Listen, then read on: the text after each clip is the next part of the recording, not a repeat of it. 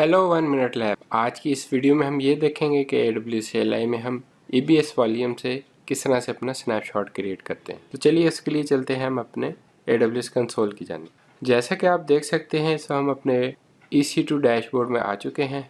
यहाँ पे इस आपको एक इंस्टेंस रनिंग में नज़र आ रहा है और अगर हम इसमें इलास्टिक ब्लॉक स्टोर में वॉल्यूम्स में आए तो यहाँ पे हमारे पास इस वक्त उसका वॉल्यूम है। इस तरह अगर हम स्नैपशॉट्स में हैं तो यहाँ पे अभी हमारे पास फ़िलहाल कुछ भी नहीं है। ये देखने के बाद अब हम अपने AWS CLI की जानिब जाते हैं।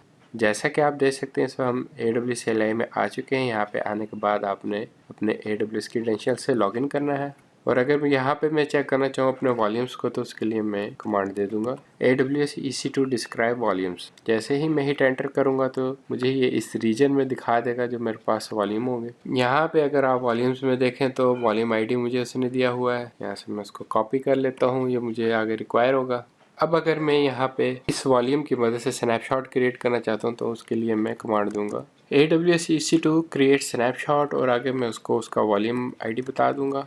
वॉल्यूम आईडी जो मैंने कॉपी किया था वो यहाँ पे मैं पेस्ट कर देता हूँ और उसके बाद मैं हिट एंटर कर दूंगा। जी जैसा कि आप देख सकते हैं उसने हमें इस वॉल्यूम आईडी की मदद से एक स्नैपशॉट क्रिएट करके दे दिया है। अब अगर हम वापस अपने AWS कंसोल में आएँ और अपने स्नैपशॉट्स में आएँ तो ये देखें इससे मेरा एक स्नैपशॉट यहाँ पे क्रिएट हो रहा है।